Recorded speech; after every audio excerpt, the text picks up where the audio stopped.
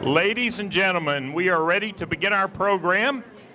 If you would, please take your seats and please give a round of applause and welcome to our Rotary President, Mrs. Fran Fock.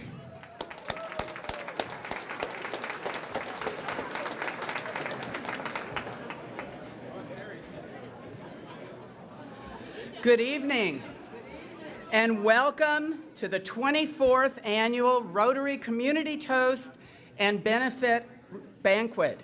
I'm Fran Fock, current president of the New Albany Rotary Club, where we have been making a difference in our community and in the world for over 100 years.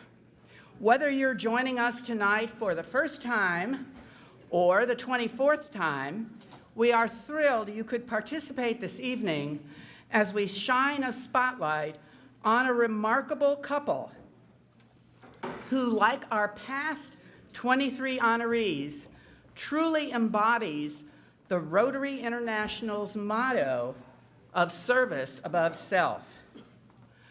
I want to begin by thanking our presenting sponsor this year, Baptist Health Floyd. We are honored to have your support.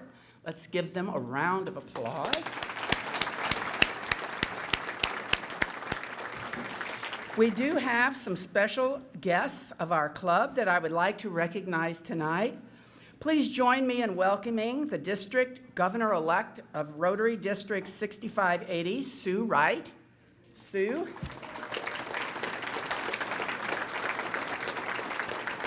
We also have representatives from the two high school Rotary Interact clubs in Floyd County that our Rotary Club sponsors. And they're in the back, if they would stand.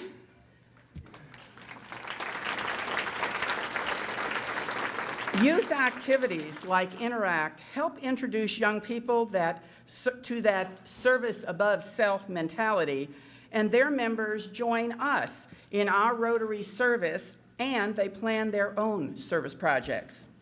I'd also like to welcome the person who has probably traveled farthest to attend tonight, our Rotary Youth Exchange student from Chile, Fran Romo. Fran, if you'd stand. She is attending New Albany High School this year.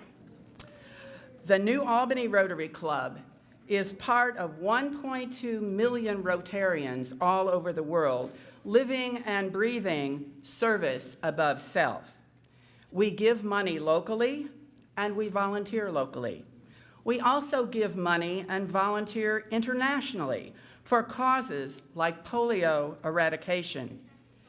Each Rotarian has a hand in improving the lives of people we will likely never meet and in promoting peace and goodwill around the world. For us, it begins and ends with service. And that's why tonight we are so happy to be honoring Olace and Jerry Miles, a couple who make us look like amateurs. So thank you for being part of this remarkable evening. Your support will not only be felt here locally, but internationally as Rotary works to make the whole world a better place for everyone. And now I am delighted to introduce Jerry Finn, our MC for this evening. Jerry is the executive director of the Horseshoe Foundation of Floyd County. Along with his work at the Horseshoe Foundation, he serves on many not-for-profit boards and is involved in many charitable causes, including the Friends of the Town Clock Church with Olace and Jerry. A father of 4 and grandfather of 2, he and his wife Jill live here in Starlight. He is a mentor to 4 middle school students and encourages mentoring as a way to help young people succeed in life. Please welcome to the stage, Jerry Finn. Well, good evening, and what an honor it is to be able to MC this event again that sheds light on the accomplishments and contributions of 2 amazing people in our community, 2 outstanding Indiana citizens. And my apologies to those who, when they heard who the MC was, I was expecting an audible groan saying, "Oh no, not him again." But sorry for your luck.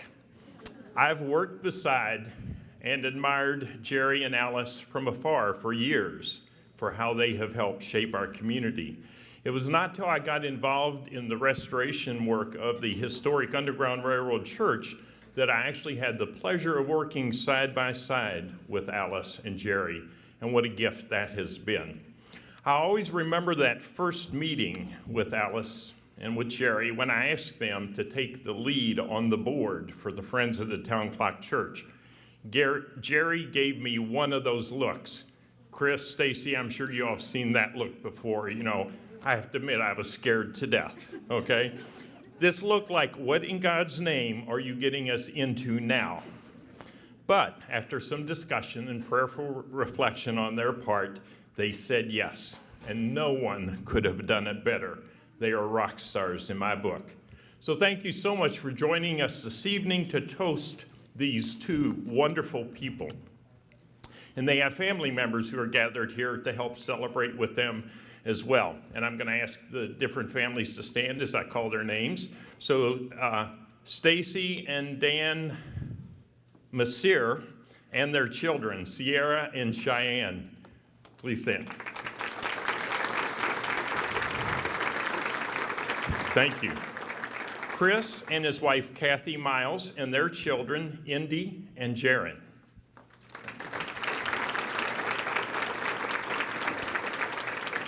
Charles Richardson, their nephew son.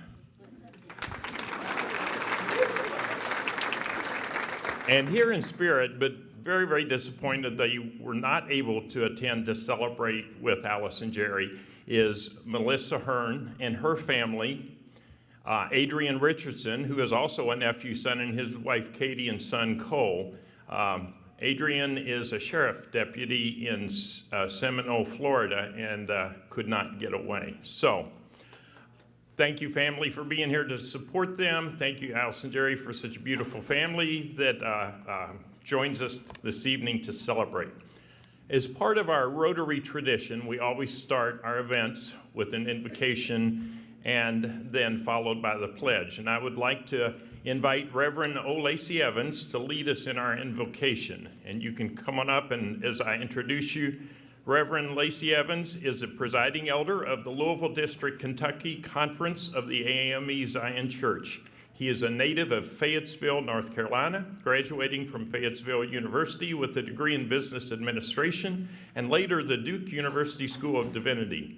Reverend Evans is a former pastor of our honorees, serving at the Jones Memorial AME Zion Church in New Albany for almost 13 years. He and his wife Brenda, who is also an ordained elder in the AME Zion Church, reside in Louisville, Kentucky, where they're parents of 3 adult children and grandparents of 6. Please welcome Reverend Evans to lead us in our invocation.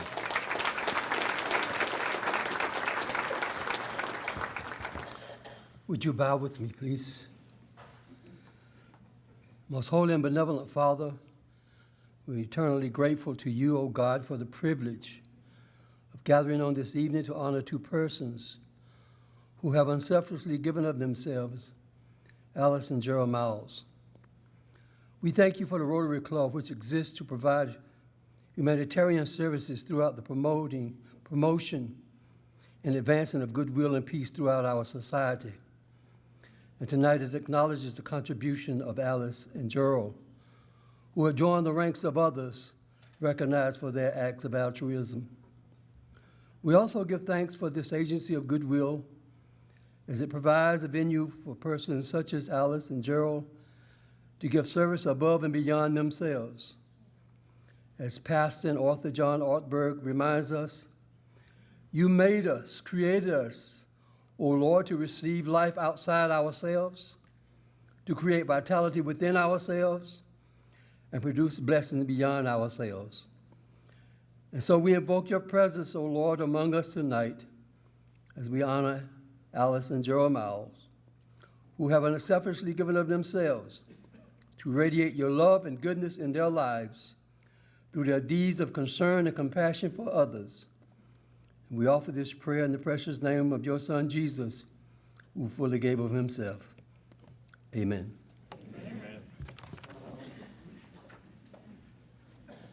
Thank you, Reverend Evans. And if you're able to stand, I invite you to stand and join me in the Pledge of Allegiance. I pledge allegiance to the flag of the United States of America and to the republic for which it stands, one nation, under God, indivisible, with liberty and justice for all. Thank you. I know Fran already mentioned that our presenting sponsor tonight is Baptist Health Floyd. We're very grateful for their leading sponsorship there. And Alice and Jerry, if you ever have any doubt about how many people believe in you and support you, you just have to look around at this crowd and the list of people who have made contributions in your honor. In your booklet, you will see there are 18 gold sponsors, 11 blue sponsors, and 43 friends who have sponsored the charities that you have designated as close to your heart. So that is just so awesome. So thank you so much to all those sponsors. And I would like to especially acknowledge, the gold sponsors, I'm going to mention them several times throughout the program, but I'm going to take the first part, the first few. Alice J. Schleicher, Inc., is a gold sponsor. Amatrol, Inc., Dr. Brad Black Associates, the Center for Women and Families, George Fowl Sons Company, and the Horseshoe Foundation of Floyd County.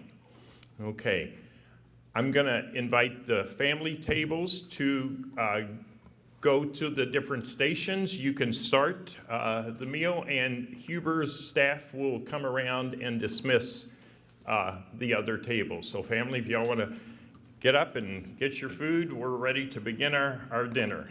So, and I will let you know when the program will begin later. So thank you.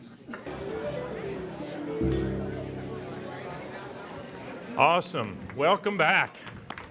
And a big thank you to Jamie Abersode and his band over here. What an awesome job they do here for us every year. Thank you, Jamie, and all the guys. So,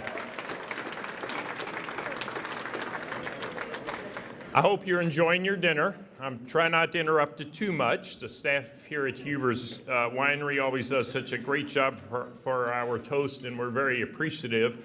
If you haven't found the dessert yet, you don't want to miss it. It's right back over here, cobbler with ice cream. So feel free, if you're ready to get some of that, to do so. Again, I just want to thank our gold sponsors. The second set up now, we're taking them, dividing them up there. So the second set, and you've seen them on the screens here probably throughout the evening, but Huber Orchard and Winery, Indiana University Southeast, Jamie Abersode Jazz, Monroe Shine Company, the News and Tribune, and Paula Robinson. So thank you all to this second set. Next group coming up in a little bit. In order to make sure you're not here till midnight, because if we really took the time to acknowledge everything that Alice and Jerry have been in, it would take us quite a while. But I'm going to try to keep things moving here. So our first toaster this evening is Carrie Stumler. And Carrie, if you want to come forward. Carrie is president and CEO of KM Stumler Company, a commercial and industrial general contracting firm with projects in Metro Louisville and Southern Indiana. He attended IU Southeast. Carrie was appointed by Governor Daniels to the Ohio River Bridges Bi-State Authority and on the Indiana Finance Authority for the Bridges Project. And having served with Kerry, I can tell you those bridges exist today because of his tenacity and all that he did to make that happen. Kerry has served on numerous financial and charitable awards in Southern Indiana and the metro area. He and his wife, Debbie, live in Sellersburg. They have 2 adult children and 2 beautiful grandchildren. So please welcome Carrie Stumler.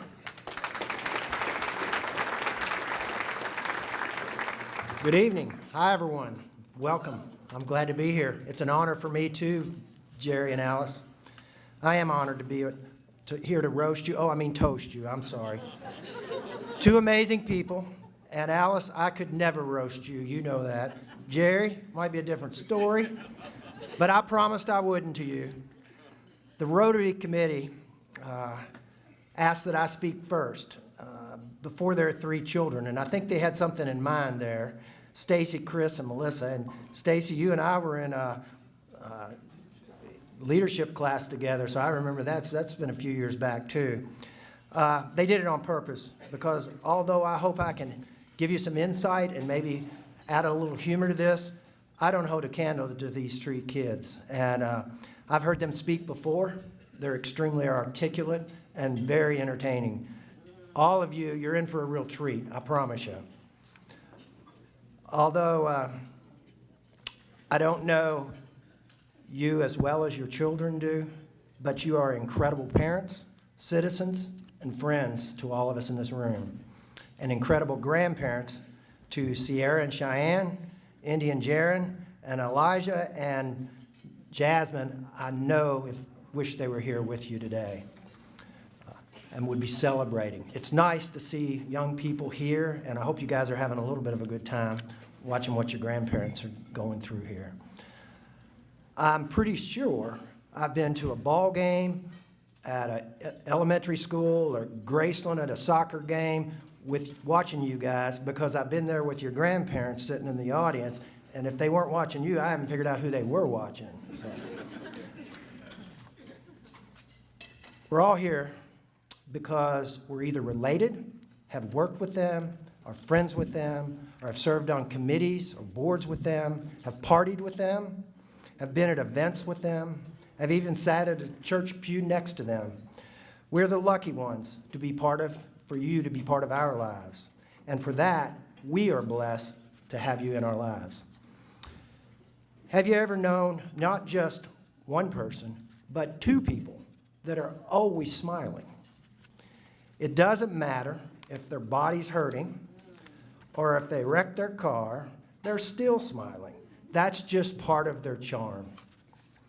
Jerry, I've been connected with you for many, many years through boards, through committees. Although he's always smiling, he can be a tough cookie. A nice one, but tough. He's not scared to speak his piece, but he's also first to compliment you or say nice things about you. He's a person you want on your team.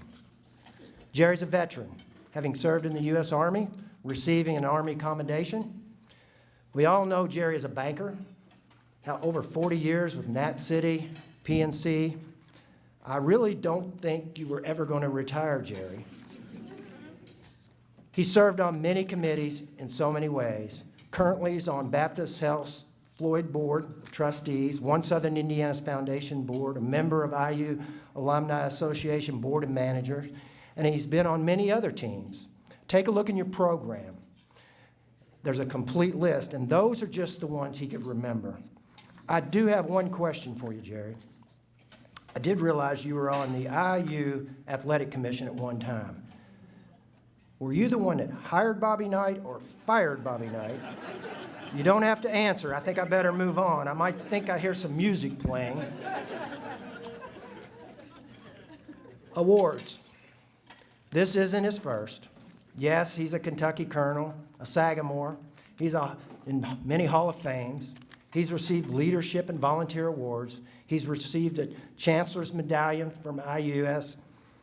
So he didn't really need another award, but he certainly deserves it. Jerry's passion tonight is Brandon House. Half of tonight's proceeds goes to that organization for the purpose of giving away counseling to teenagers and their families. Their priority and mission is to service teenagers first. Jerry's always promoting and helping those who have difficulty helping themselves. Alice, I just love her because she's Alice. I've not worked with you. I've just had the opportunity to spend fun times with you. I'll bet she can be just as tough as Jerry. After all, she's been putting up with him for 54 years. And Jerry, that is a really long time. Wow, Alice, I commend you. But I bet she smiles at you, Jerry, when she's getting after you and nagging at you. You're a jewel, Alice. And I really believe Jerry knows how lucky he is, and I certainly believe you know how lucky you are. She's a person you want on your team. Olace has been involved in so many community outreach activities, all related to health and education of our community. Her passion includes improving and supporting literacy, to maintain, it was mentioned earlier, to beautify the town clock church, to work and maintain funds for Division Street School in New Albany. There are many more. She's very passionate about the Women's Foundation of Southern Indiana, a group of 100 women who are engaged in our community to raise awareness and resources in the advancement of quality of life for women. She's also, I learned, been a judge at the Harvest Homecoming booth. She's a retired nurse, and I'm sure her care she provided was exemplary. And I'll even bet she smiled at you when she gave you a shot. Olace is determined to help people overcome. That's why the Center for Women and Families is one way she's helping to achieve that goal. One half of tonight's proceeds goes to this organization that provides trauma-informed advocacy and support for individuals and families and communities affected by intimate partner violence and sexual assault. They co-create violence-free lives, families, and communities. This is just one more of Olace's passions. Olace, there aren't enough kind words to say about her. A roast never, a toast to a remarkable lady. Jerry, what a guy. An incredible businessman, a community leader, a roast maybe, but not tonight. A toast to a remarkable man. Service above self. That is Olace and Jerry Miles in a nutshell. Two individuals who have walked miles for service for others. My sincere congratulations to both of you, a very well-deserved recognition. Thank you both.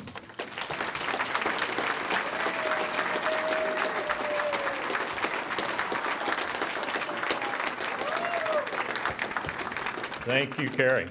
Absolutely. Our second toaster tonight is Marty Shafon. Marty's a local businessman who was born and raised in New Albany. He's a graduate of New Albany High School and Indiana University. He now lives in Jeffersonville with his wife and 3 daughters. He has known Jerry and Olace for over 45 years. His parents were best friends of our honorees, and their families grew up together. So let's please give a warm welcome to Marty Shafon.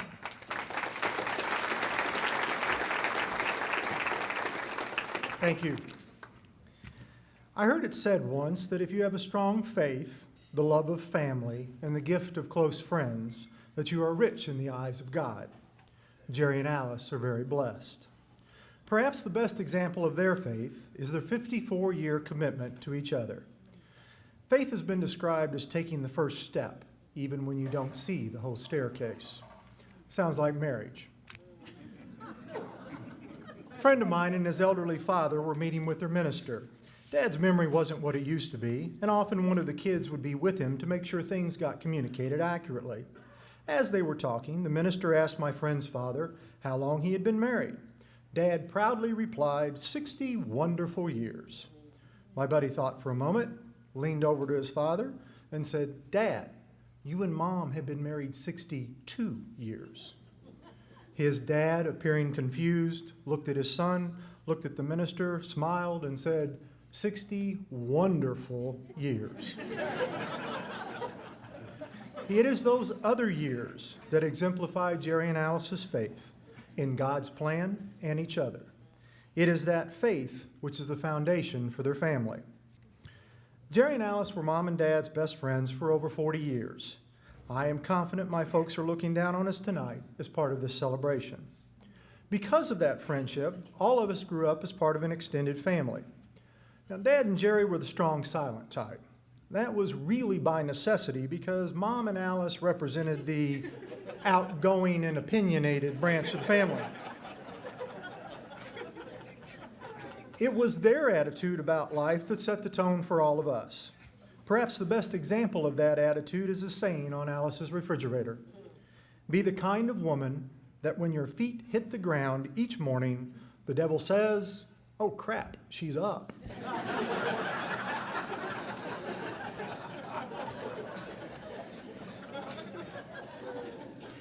We are still going strong today because of what Alice and Mom fostered.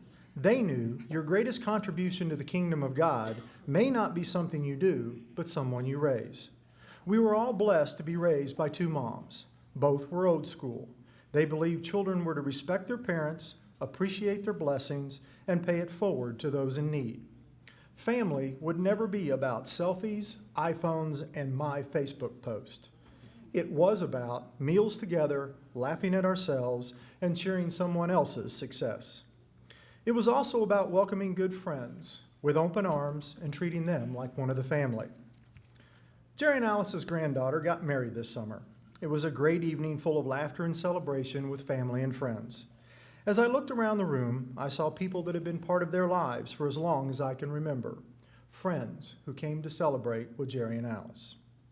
Friendships that began in a time of leisure suits, mini skirts, and platform shoes continue here tonight in tuxedos, evening gowns, and custom-fit orthotic inserts.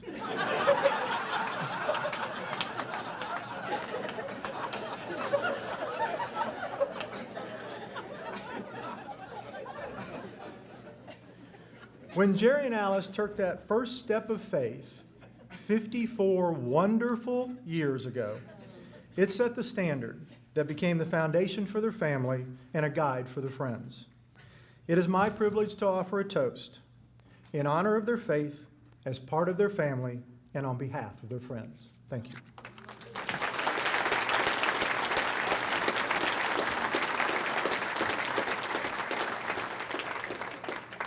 Thank you, Marty. Certainly the faith of these two folks is exemplified in the community where they've done so much good. So thank you for your wonderful words, and certainly appreciate your humor. Okay, want to recognize our third group of gold sponsors. The first one on the list is Phyllis Robinson, Rotary Moss and Company, the Stumler Corporation and KM Stumler Company, Underproduction Multimedia, West Banco, and Fuzzy Zeller Incorporated. Thank you to all of our gold sponsors who make this evening such a success on behalf of the charities that are very deserving of Alice and Jerry's benevolence. Okay, I'd like to introduce Representative Ed Clear. Ask him to come to the podium. He has served District 72, Clark and Floyd counties in the House of Representatives since 2008. Ed is a real estate broker and joins us at this time for a special presentation. Please welcome Representative Ed Clear.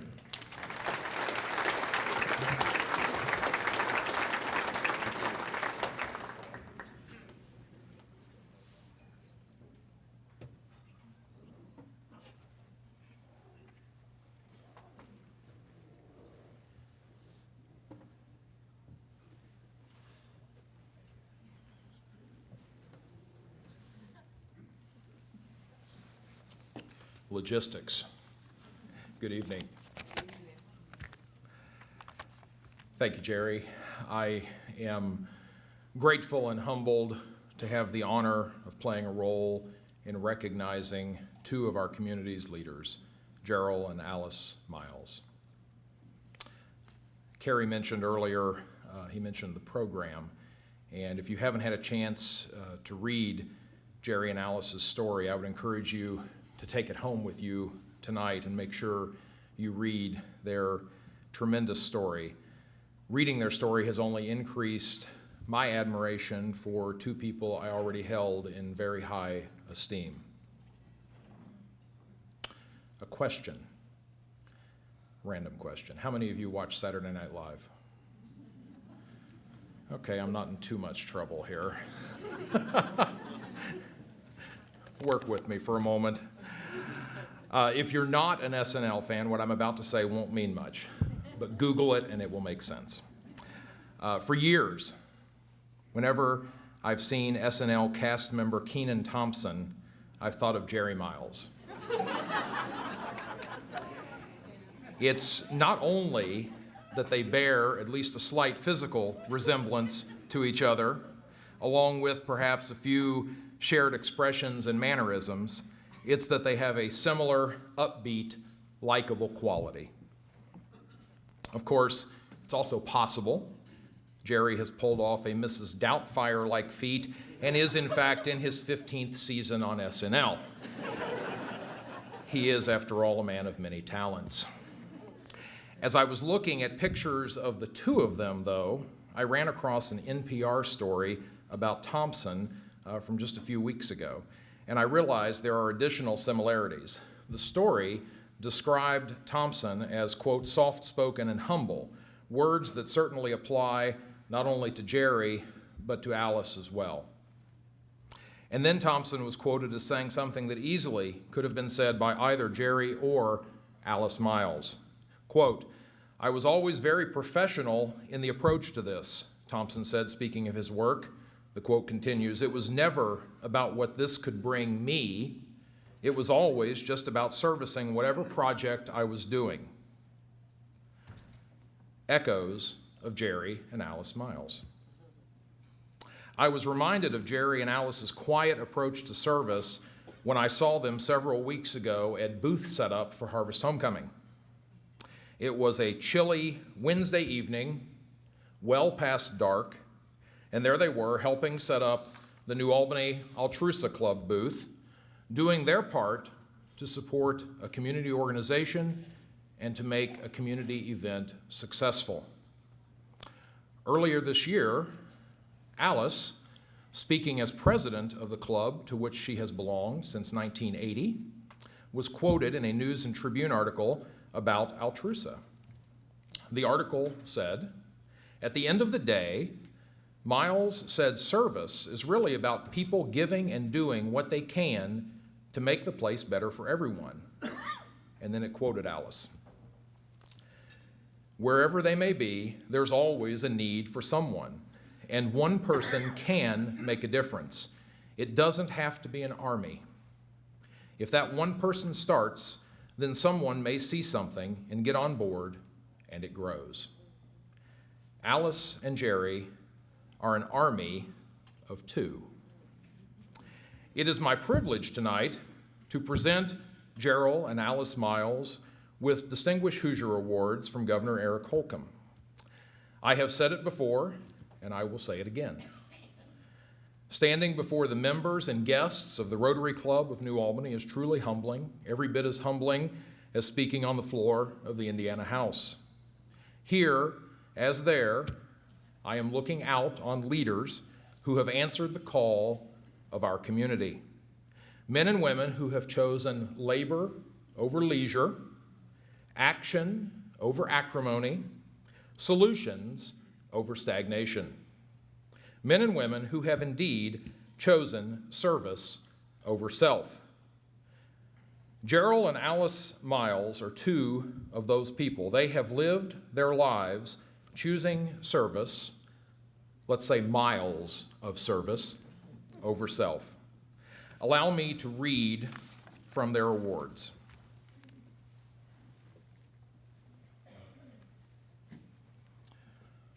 From the office of the Governor, Eric J. Holcomb. To all whom these presents may come, greetings. Whereas some individuals distinguish themselves through significant contributions to their communities, and whereas the qualities and characteristics of such individuals reflect the best of the great state of Indiana, and whereas the actions of these individuals endear them in the hearts and minds of all Hoosiers, whereas Indiana treasures individuals who give their time and talents out of an abiding sense of responsibility, commitment, and concern for others.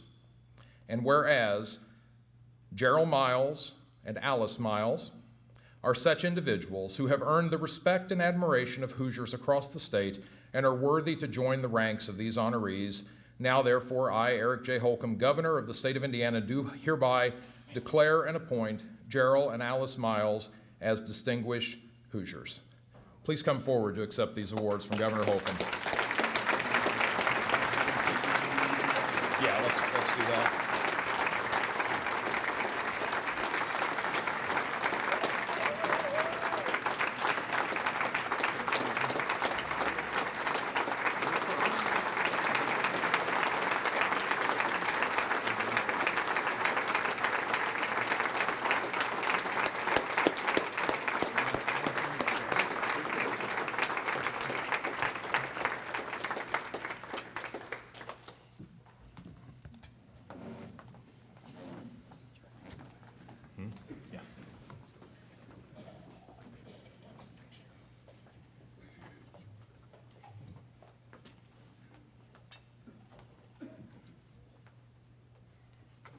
Thank you, Ed. Another great honor bestowed on very deserving people. Now it's time for the kids. So, Stacy Masser is the eldest daughter of Jerry and Olace. Stacy was born in El Paso, Texas, on the border, she says, and raised in New Albany, on the border.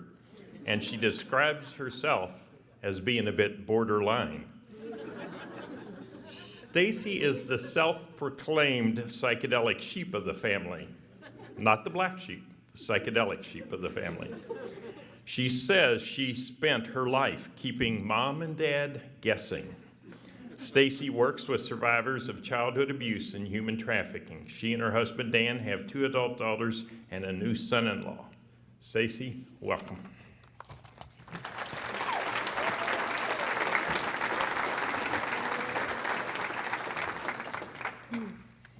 Hello, everyone. Martini, I'll take your custom fit orthotic insoles and raise your pair of readers.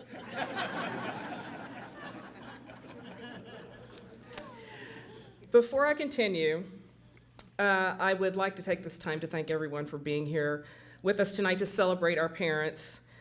We are thrilled for Mom and Dad, as well as the 2 wonderful organizations that will benefit from this evening, the Center for Women and Families and Brandon's House. We realize what a rare privilege it is to be able to stand publicly and honor our parents in their presence. We know that it is only because of who they are, the example they have set, and the lives they have touched and impacted that we are able to stand here and do so tonight.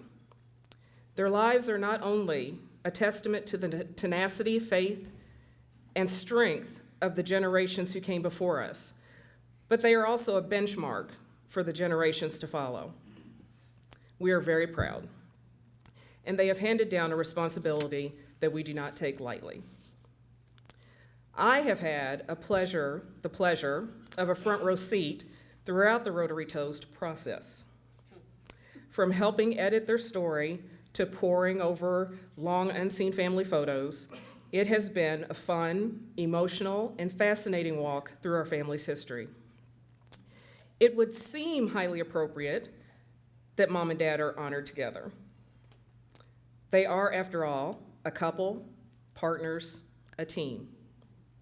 However, I would like to suggest to the Rotary Toast Board that there may be very valid reasons for honoring only one person at a time. It has crossed my mind more than once in the past several weeks that my parents have been married for 54 years, and this Rotary Toast could be the death knell for their marriage.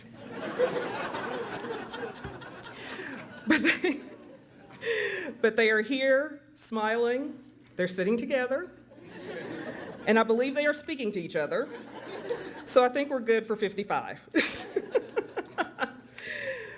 One of the coolest things about Mom and Dad receiving this recognition is that everything they have poured into people, our community, their careers, their church, the organizations in which they have served, was not for this. They did not do it for accolades or applause, reward or recognition. I have no doubt in my mind that they would have lived the exact same way, worked just as hard, given just as much, and been content to never be acknowledged. In the times they were born into and raised through, they could have easily become unfortunate statistics. But there was a level of expectation that was instilled in them, which they instilled in us. You always bring your best, no matter the arena, because you never know who's watching you and what influence your words or actions may have on a life. 2 things that Dad has always said: family is everything, and all you have is your name. He and I fire tested that first piece of wisdom when, by some mental disease or defect, I thought he and I should run a business together. Between his inherent need to micromanage, successfully manage everything, and my inherent need to be left the hell alone to do my thing, the office could get pretty intense. My mother frequently stepped in and managed to bridge the gap. In the process, I am quite sure that she honed the skills of an elite-level hostage negotiator. I will confess that I am stubborn and strong-willed. I will also admit that I know exactly where I got it. But I treasure those years, and I am grateful for this experience. It grew our relationship as father and daughter, and we began to understand each other as adults. We proved that for us, our family is everything. It never mattered what wild hair ideas or schemes we kids dreamed up. Mom and Dad were always 100% on our team, supporting, encouraging, and many times underwriting our endeavors, even if they sometimes wondered what planet we had come from. From the time my daughters Sierra and Cheyenne were very young, they were Grammy and Poppy's sidekicks. They went everywhere with them, ball games, grand openings, receptions, university events, you name it. Although I had worked at the Indiana University Alumni Association, and Dan, my husband, had been a golf professional at a popular golf course in Bloomington, we soon came to realize that that meant absolutely nothing. After speaking with the president of IU at an event, and he said, "Oh, you're the girls' parents." One night, Sierra and Cheyenne were out having dinner with Mom and Dad. After the fourth or fifth person or group of people stopped by their table to greet them, the girls looked across at them with their eyes wide and said, "Grammy and Poppy, do you know everybody?" My answer would be yes, they do. I know I can speak for my generation of the family who can still remember how our blood would run cold when Mom would veer into a grocery store parking lot and say, "I'll just be a minute. I have to run in here and pick up a couple things." This was pre-cell phones, people. So there we would be, torn between the unmitigated torture of slogging through the aisles with her and the desperate uncertainty of what day she might return to the car. She would disappear behind those sliding glass doors and proceed to hold court in Kroger. Eventually, we would catch a glimpse of her on the distant horizon, kind of like a mirage, trailing a couple of carts behind her. I think most of us still get a twitch when we drive past State Street Kroger. You may not be aware of this, but if you're raised by a nurse, I'm fairly certain there is some unspoken code that you do not go to the doctor unless you're dying. Almost literally. Alice Miles RN's blanket diagnosis and prescription of 1, it's probably just allergies.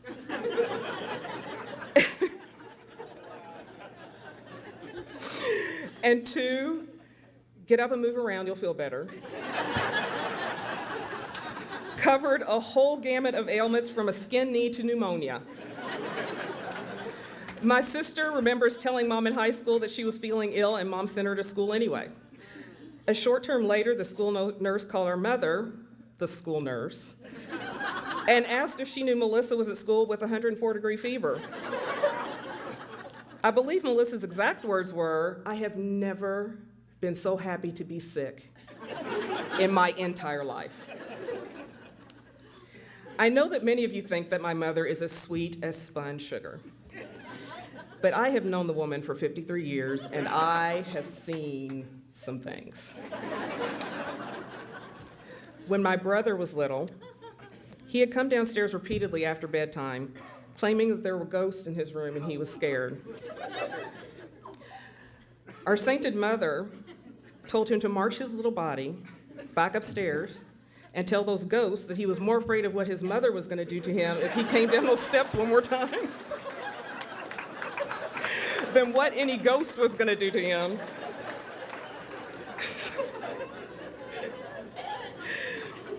I also recall a winter night in 1982. Some friends and I were busy making good decisions in the parking lot of New Albany High School. My friends shall remain nameless because chances are many of you know them and or their parents. In fact, I believe one set of parents may be here tonight. Anyway, we thought it would be fun to chug Mellow Yellow and vodka. Yes, I know. And then go sit in the swampy student section, our last senior home basketball game. Details of the events that followed become a bit sketchy at this point. I do remember that Mom found me in the restroom, holding up the stall walls, and it was clear that she needed to take me home. My 5th grade teacher happened to be manning the exit doors to freedom. I could feel the back of my shirt knotted in Mom's fist and her knuckles digging into the base of my spine as she steered me towards the door. I heard her snarl under her breath that I had better ram a rod at my rear end and walk past Catherine Adams, and I had better not stumble.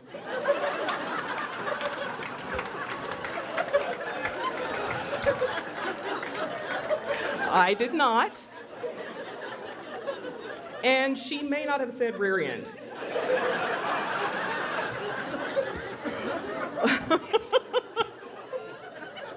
Like I said, a level of expectation. Whether it was allowing us the privilege of answering the telephone as children, some of you may have heard this. Hello, Miles residence, Stacy speaking, please. Or Dad saying car keys on the counter without looking up from his newspaper when one of us had gotten a little too froggy and had to be reminded that we were not grown and our parents were still in charge. As I was helping edit their story for tonight's toast, occasionally I would be stopped in my tracks in pure awe. While I had heard many of the stories before, I had lost some details, and their comprehensive history had never really congealed in my mind. Because of my parents' humility, they would never boast or make a big deal about what they had to endure and rise above in order to accomplish what they have. When they were growing up, they could not hop in a car and sit at a lunch counter with their friends. They could not sit anywhere they chose at a movie theater or on public transportation. They could not try on clothes in stores, and the list goes on.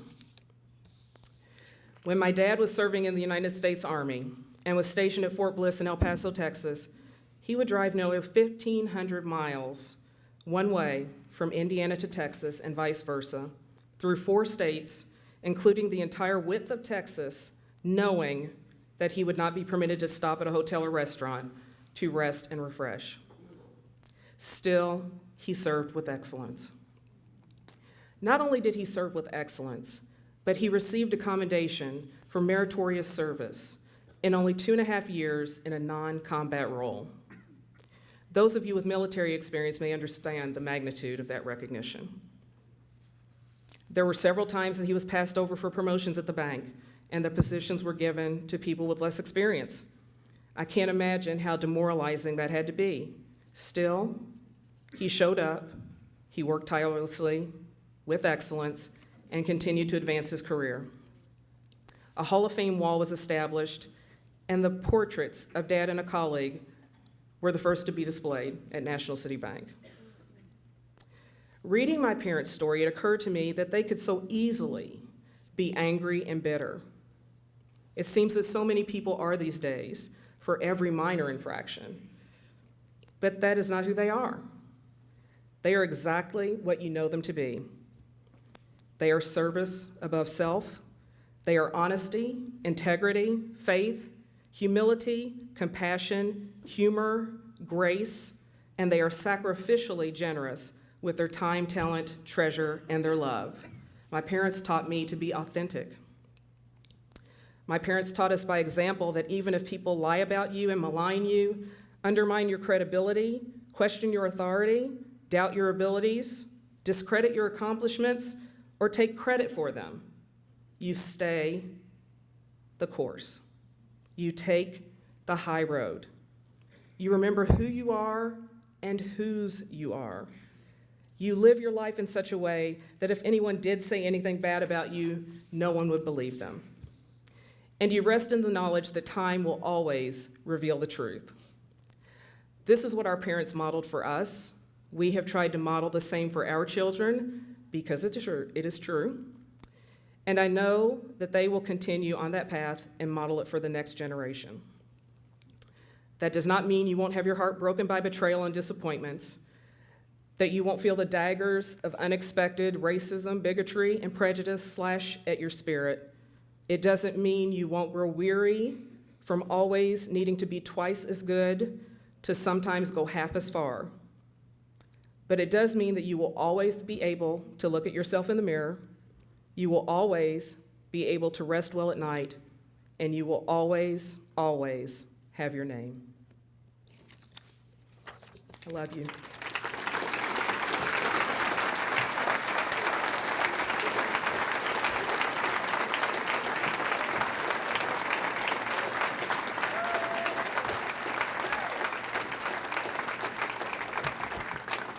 Thank you so much, Stacy, for those inspiring words. And this is the first time Rotary has ever honored two people together like this.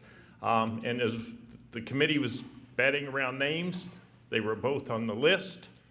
And it's like, how could you separate them? We couldn't, so it just made sense. So for such a dynamic duo, it's going to take two people up here.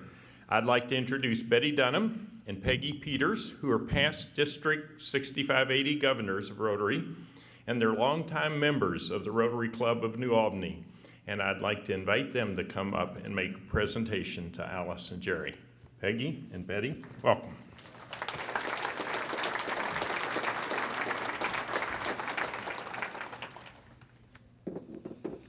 It is truly my honor to present the Rotary Foundation's Paul Harris Fellow Recognition from the Rotary Club of New Albany. It's an old story, but a well-loved story by all Rotarians around the world. The presentation of a Paul Harris Fellow Recognition is the Rotary Foundation's way of expressing its appreciation for a substantial contribution of $1,000 or more to its humanitarian and educational programs. It's named for our founder, Paul Harris, who's a Chicago lawyer, and back in 1905, he and three business associates started Rotary International. Alice and Jerrol, you were selected to receive this recognition because the Rotary Club of New Albany believes that your life demonstrates a shared purpose with the objectives and the mission of the Rotary Foundation to do good in the world and to build world peace and understanding. We thank you for demonstrating in your life and vocation a commitment to helping people in need. We move closer to a world of peace tonight as you become Paul Harris Fellows. With the money that's been contributed in your name, we will help provide clean drinking water and polio vaccines to a village. But you will not be there to see them grow strong and healthy. We will plant trees around the world, but you will not be there to sit under the shade of those trees. We will provide food to starving children in Africa, but you will not be invited to dinner. We will provide books to children in India, but you will not be there to see them graduate. We will finance microbanks so that men and women in developing countries will be eligible for a tiny loan to start their own business, to stand on their own 2 feet, to support their families, but you won't be there to see them take that first step towards independence. Alice and Jerrol, you may never know the lives that are changed by this contribution that's made in your name, but you can be assured that Rotarians around the world are doing good in honor of your name. None of these stories would have been possible without the gifts like this one and the gifts that are given every year by every Rotarian around the world. Because of the recognition by the Rotary Club of New Albany of your commitment to help people in need, your life, you're truly the face of Rotary. Please join me at the podium to receive the recognition pin, the medallion, and the plaque from my lovely assistant, Peggy Peter, who is the annual funds chair for the district. And would all of the Paul Harris Fellows in the room please stand and help us honor the newest Paul Harris Fellows in the world.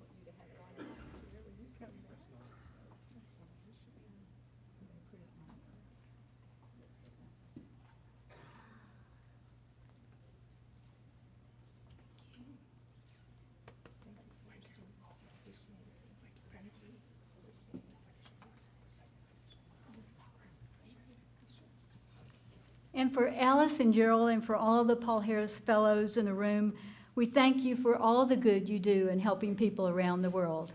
Thank you.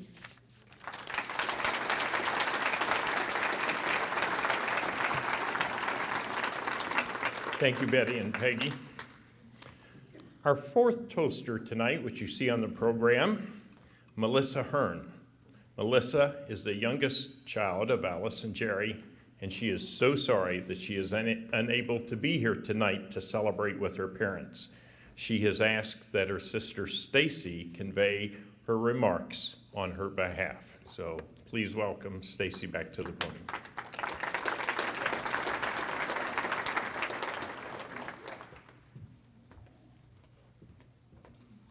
Okay, everybody, just pretend I'm Melissa. Good evening. First and foremost, I want to thank all of the friends and family who have come out tonight to celebrate my parents. I was so honored when Mom and Dad asked me to be one of the people to speak on their behalf. My only wish is that I could be there in body and not just in spirit. I believe the toughest task I was given was to keep this to 5 minutes, but how can I pay tribute to two of the most amazing people in my life in just 5 minutes? I remember standing on a stage much like this one over 10 years ago, paying tribute to my dad as he was bestowed the honor of the Chancellor's Medallion through Indiana University Southeast. And now, so many years later, I am blessed to have the opportunity to pay tribute to both of my parents, which is an amazing gift that I will treasure always. I could stand here and list all of their accolades, awards, and accomplishments, but you are already familiar with those. No, my purpose here tonight is to give you just a small glimpse into their lives as mom and dad. When I tried to come up with just one word to describe the two of them, the word unconditional kept popping into my head. Unconditional is an all-encompassing word. It means that it is absolute and not subject to any special terms or conditions. It will happen no matter what else happens. It is their unconditional love and support that has shaped me into the person I am today. It is that same love that has seen me through the tears and tantrums of my toddler years, the trials and triumphs of my teenage years, and the strengths and struggles of my adult years. They loved me enough to let me make my own risks and learn from them, which, as a parent myself, I have found that to be an incredibly difficult thing to do. They also loved me enough to let me spread my wings and fly. Even when it became evident that I could not be here tonight, Mom and Dad called me, not worried about how my absence may affect their night, but to tell me to stay home, take care of myself, and they loved me. This is a common theme with my parents. They never make it about themselves. It's always been, how can I serve, protect, guide, and nurture others? My parents have offered their unconditional support throughout my entire life. They have been my biggest cheerleaders, not just in good times, but the not so good times as well. When I walked across the commencement stage at Indiana University Southeast, my dad was there to hand me my diploma. The look of pride and admiration that he wore on his face that day is an image that I will never forget. What made it even more special was that I was wearing the graduation gown that he had worn at his own college graduation.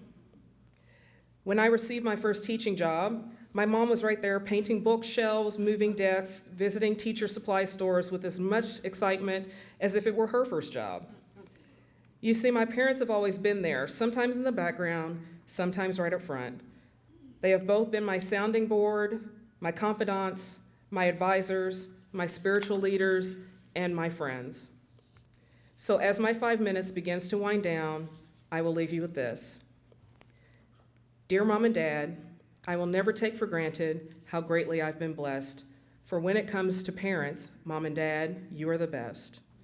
You nurtured and protected me and taught me with great care, and every time I've needed you, you were always there. If you could look into my heart, how quickly you would see the special place you hold there and how much you mean to me. May you receive the blessings you are so deserving of for your caring and your sharing and each sacrifice of love. And may you carry in your hearts these words forever true. No parent anywhere on earth could be more loved than you. Thank you, I love you, and God bless.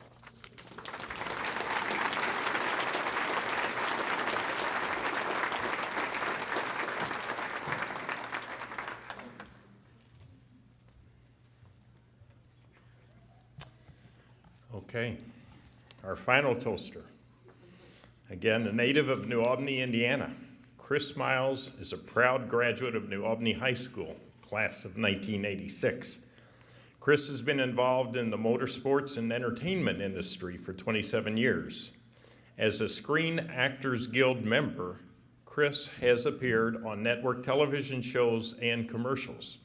Chris is the founder and team principal of Starting Grid, Inc., a motorsports entity that facilitates equal opportunities and inclusion for minority participation within all facets of the motorsport industry on a global scale. Presently, Chris is the global motorsport marketing advisor for the Joint United Nations program on HIV and AIDS. He and his wife, Kathy, have 2 children and live in New Albany. Please welcome Chris Miles.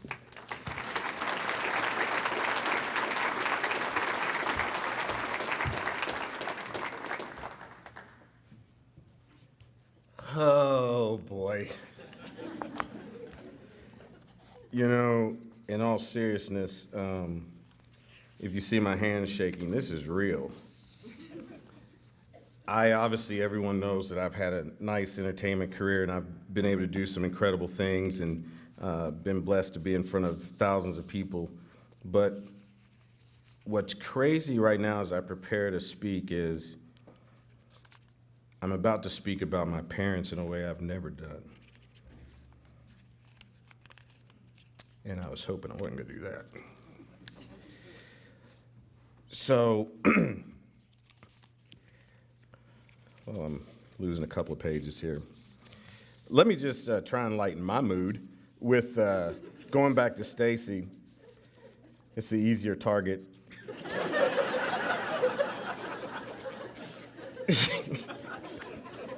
You know, we live in a world of Facebook and Twitter and Instagram and all that stuff, and you know, we have America's Got Talent.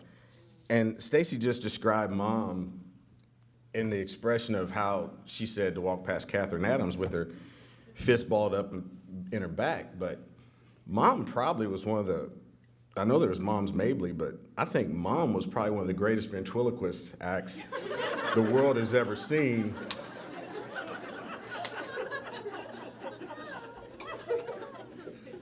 Because she can talk underneath her mouth and teeth.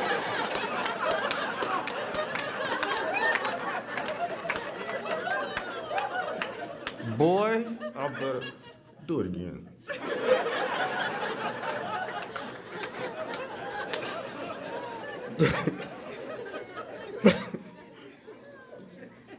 You think I'm playing? Do it again. So, Dad, on the other hand, when, this is all for me right now. Dad, on the other hand, you know, when our friends would come over, he, you know, for most of you all who knew our house, Dad had a chair. It was a chair. It wasn't a lazy boy. It wasn't a lounge. It was Dad's chair.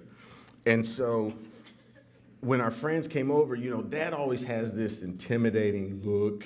You know, everybody knows the look, you know. Matt, Marty, you've seen it. But when they come over, it's like they had to sneak past Dad in order to get up the steps to come see me, you know, because they were in trouble. But what people really don't understand, I mean, they get to see him smile today and tonight, but the humor, honestly, people think I'm a goofball and crazy, but I came from them. So I am humbled to be up here tonight, and I'll start my remarks shortly, but I do want to thank Marty for his remarks on behalf of the Chalfant family. You have no idea what that family meant to us growing up, the things we were able to accomplish, and Matt being here, and Toots, Harriet's sister, and it's just phenomenal to see all the familiar faces and those who are familiar but unfamiliar, you know, I haven't seen in quite some time, so it's really an honor. So with that, I think I can go without getting all choked up. I stand before you as a proud son of Olace and Jerrol Miles. Mom, now look, stop right now.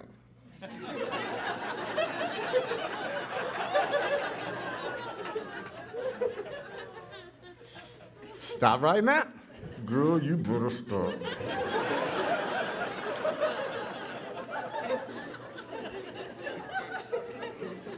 Man, I wasn't even gonna look at her. See, I was being rude, like looking at my parents because I want to get through this. But anyway, I look at Mom and here's her fighting.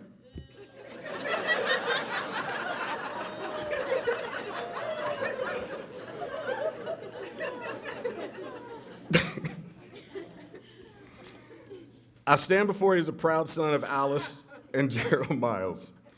We honor them tonight for their collective community service within New Albany, Floyd County. The accolades being bestowed upon them tonight is for their time, energy, and effort they have put into this community over the years. It is community service that has been witnessed, appreciated, respected, and tonight is being recognized. If you would, for those who are able, please stand and give my parents, Olace and Jerry, a round of applause.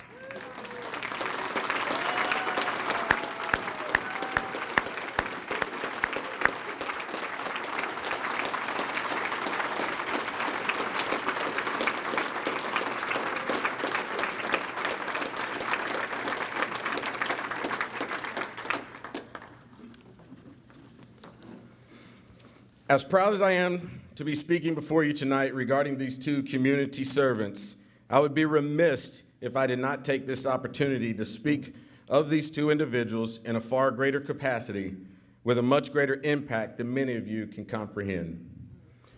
Speaking on behalf of my brother cousins, Charles and Adrian Richardson, my sisters Stacy and Melissa, who disappointingly and sadly could not attend this event. However, I do ask that you place Melissa within your prayers tonight and in the coming days for her medical procedure to be a success next week.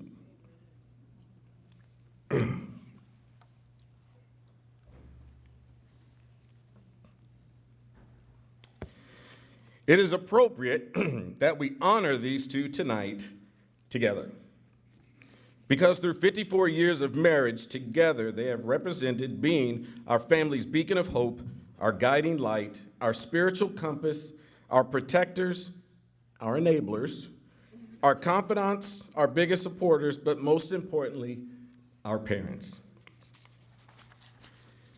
What you know about, I can't look at Olace. Remind me not to look at Olace.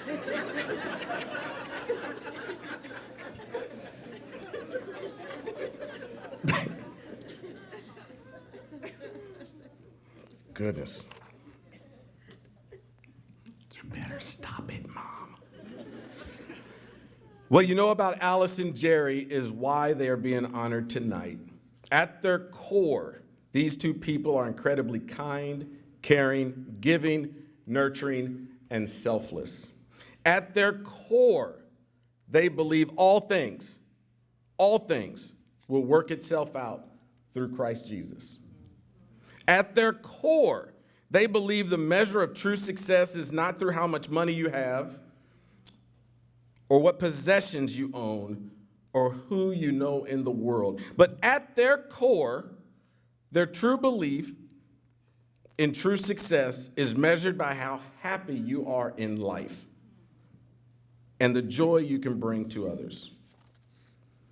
Well, tonight, just know that along with all your family and friends assembled here, tonight, you have brought the most joy to those who are not present, but certainly among us, in Peggy, Adrienne, and Nathaniel Phillips, along with Sarah Hester and Thomas Winston, who are undoubtedly the happiest and joyous family members this evening.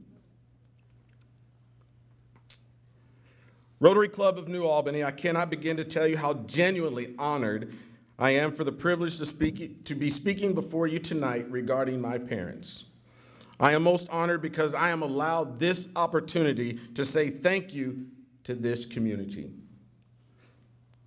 And quite frankly, you have no idea why it means so much to me. You see, we have lived here for so long. Many of you have grown up and grown out of the harsh realities that actually plagued our community back in the day, known as segregation. Crazily, in this very community, there was a time when those two were not able to enjoy the everyday freedoms and luxuries me and my sisters have been able to enjoy in our lifetime. Case in point, when we were young, Mom would take me and my sisters to swimming lessons up in Georgetown, and she would get in the pool with us. At the time, we thought it was awesome. Mom wanted to swim and hang out. It was cool. It was Mom. Little did we know until we were older that when we were learning how to swim for the first time, Mom was actually learning how to swim for the first time as well. Because she, unfortunately, at the time of our age, when we took lessons, she was not allowed to swim in any community pool. When Dad became the first African American appointed to the New Albany-Floyd County Consolidated Corporation School Board, he was there from 1970 to 1974. It was a tremendous accomplishment, but even that appointment did not come without its measure of discriminate issues during his 4-year tenure. But through their 70 years of living in this community, Mom and Dad faced all challenges, no matter how big, how small, only one way: head on. And collectively took ownership to help make the lives of their family and this community better. For most of you, their community involvement and leadership has been admirable as well as historic. The Rotary Club of New Albany is honoring them for their community miles of service. I, on the other hand, along with my family, honor them for the milestones they have placed before us and established our path to follow. It is truly incomprehensible for you to understand the depth and magnitude this community recognition means to me in honoring my parents. As much as you have appreciated and enjoyed working with them on a day-to-day basis, and or maybe not so much, because for the record, yes, we are honoring how great they are right now and today, but trust me, let's not get it twisted. It ain't been all rosy. For real, y'all. It ain't been all rosy. A couple of thorns along the way. But in truth, I, along with my sisters and immediate family, have been blessed beyond measure to learn invaluable life lessons from these two. We have witnessed firsthand the time, energy, and effort and commitment it takes to work, support a family, engage your community, and find time for yourselves. All of us here tonight has been impacted by Mom and Dad in some capacity to take ownership of leadership in an effort to make a difference. Allow me to repeat. All of us here tonight has been impacted by Mom and Dad in some capacity to take ownership of leadership in an effort to make a difference. You cannot leave here tonight without committing yourself to become accountable for making someone else's life who you do not know better. There is a plausible argument that you and you alone cannot change the world, but I'll be damned if you cannot change someone else's life.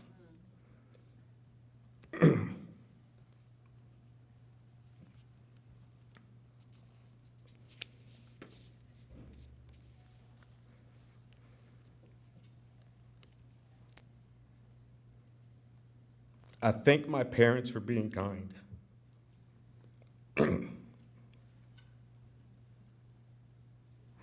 I thank my parents for teaching me to be kind. I thank my parents for teaching me the life lessons to maneuver through the many obstacles they said I would face in this world. I thank you for teaching me to be tolerant and accepting of one's differences, even though they may not be tolerant of my own. I thank my parents for teaching me how to persevere and never give up. I thank my parents for telling me I can do better, be better, when everyone else may be telling me how great they thought I was, or how great I thought I was.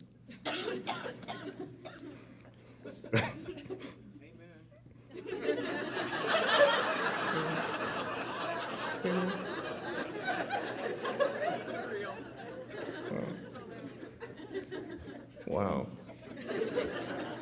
It's my sister. I thank my parents for showing us, that actually helped me, thank you. I thank my parents for showing us how to love and be loved. I thank my parents for teaching me a hard lesson, a very hard lesson, when you lie. I'm still sorry about that. I thank my parents for the sacrifices they made for our family that we know of, and I especially thank them for the sacrifices we have no idea about. I thank my parents for making me the golden child of the family.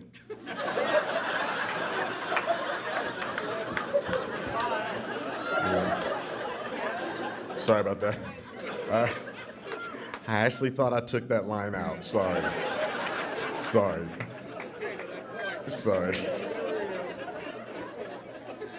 But I am the golden child of the family.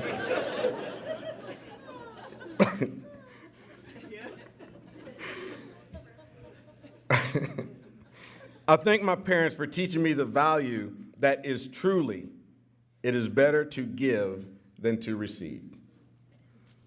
With that, I wish to thank each and every one of you for attending tonight's event in support of Brandon's House, New Albany, and the Center for Women and Families.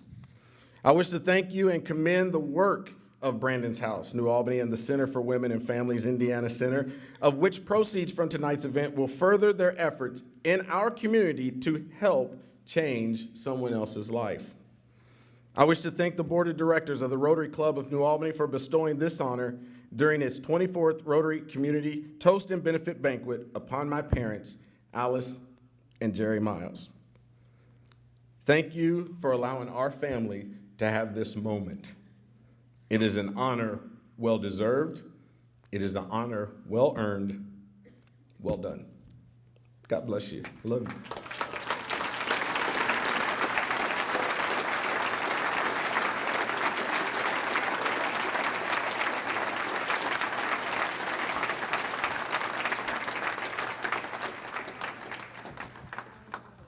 We have heard the tributes of 5 awesome people who have toasted these 2 incredible citizens in our community. So I'd like to invite to the stage for the official community toast, Dr. Dan Eichenberger, President of Baptist Health Floyd, our presenting sponsor, and Kevin Cecil, our 2016 Community Toast honoree, come forward to present our official community toast.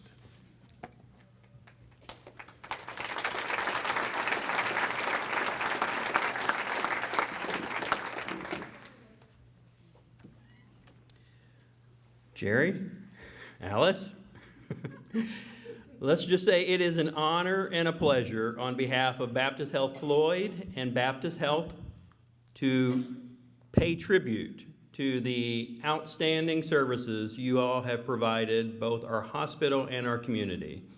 Jerry has been a fabulous, wonderful board member, challenging at times, but certainly helped guide us for the last 10 plus years. And I love seeing Jerry at meetings. I love having him around. And Alice, I love the hugs every time we're around. So in honor and tribute to the Miles, please raise your glasses and say thank you, God bless you, and best wishes to you and your family.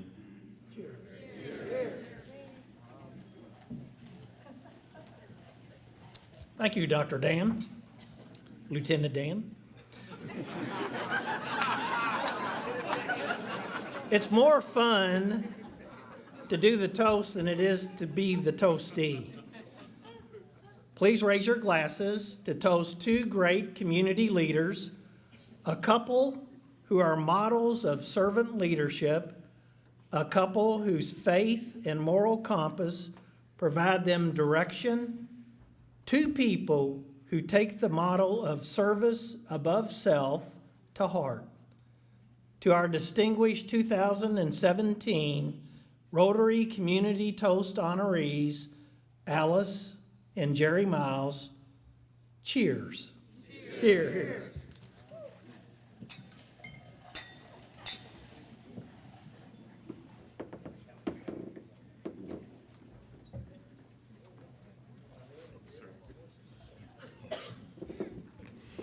Okay, Alice and Jerry, it's your turn. I'll turn the podium over to you for some brief remarks. Thank you so much for all that you have done and for allowing us the honor of honoring you at an event like this, such a deserving event for two amazing people. So, let's give a big round of applause for Alice and Jerry.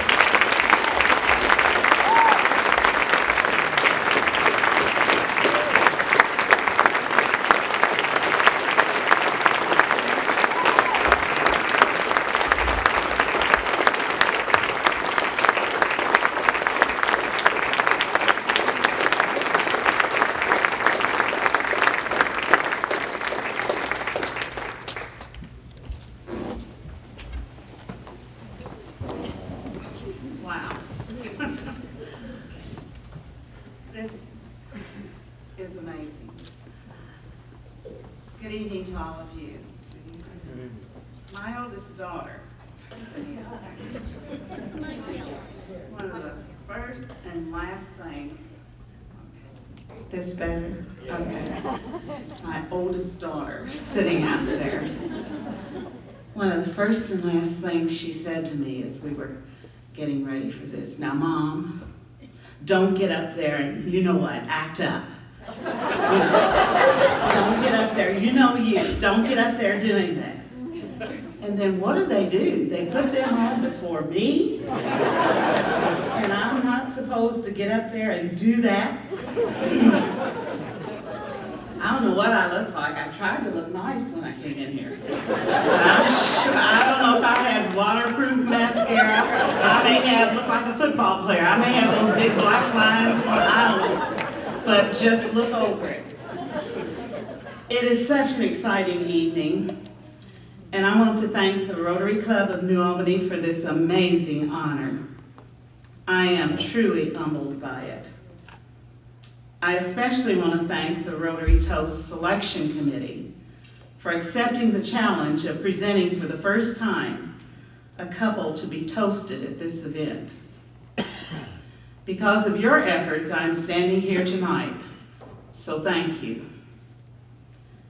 Most importantly, I want to thank, and I must thank God, for directing my path in life and allowing me to receive this honor and experience an occasion such as this. We're very happy to have with us Presiding Elder Olace Evans, our dear friend and former pastor, and his lovely wife and my dear friend Brenda. Thank you, Presiding Elder Evans, for delivering the invocation and for you and Brenda sharing this evening with us. I had no idea what to expect when Jerry and I began this Rotary journey, and what a journey it has been. You wouldn't believe the trips we have taken down memory lane, and many of these recollections we might never have experienced again had we not been gathering information for this toast. Some have been joyful, painful, pleasing, not so pleasing, hilarious, but most of all, reflective. It was rather amazing for us as we really stopped to take inventory of the life we have lived. We have gone from growing up in Mayberry, USA, where we went to bed at night in the summertime and left the doors and windows open and unlocked, no air conditioning, black and white TV, channels 3, 11, 32, and 41. That is, if the rabbit ear antenna on top worked. No shopping on Sunday. You got everything you needed by Saturday, or you did without. You knew everyone in your neighborhood, well, really practically everyone in town, and you helped one another. No calculators, computers, CDs, DVDs, grandchildren, or cell phones. I could go on and on, but those of you that are as old as me, you get the picture. Now fast forward to the scientific, technological age that we presently live in, that I go kicking and screaming with. And I began to think, I must have been born during the Stone Age. Regardless, it has been a good life, and I feel blessed to have witnessed so much history, even the not so good history, and to call New Albany home. My life has been filled with countless blessings, and my parents are at the top of my list. Okay, Chris, here we go. They were excellent role models for me.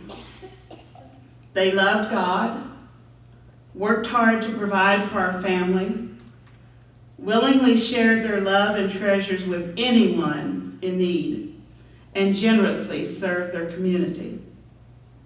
I could never thank them enough for the sacrifices they made for me and for the legacy they left behind.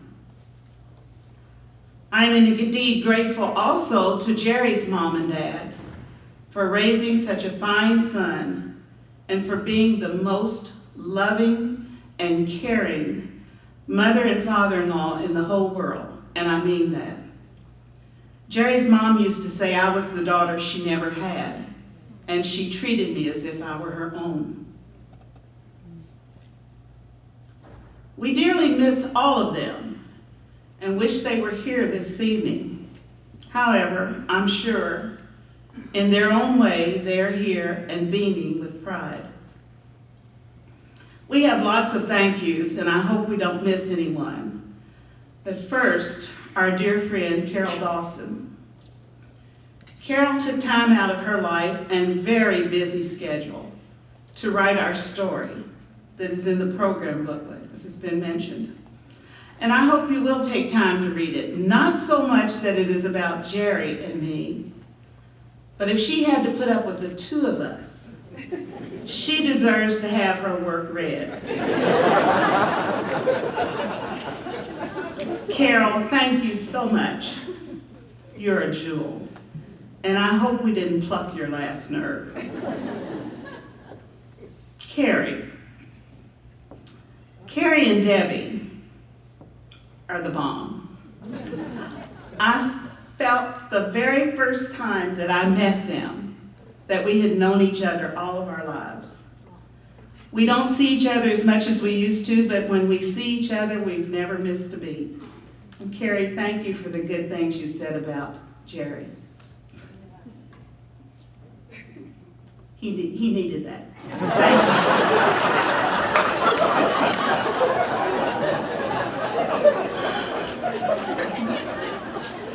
Marty.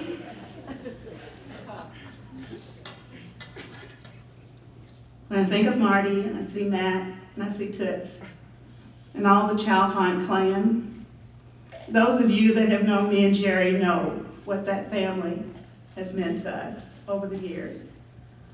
Harriet and Joe were our brother and sister in crime.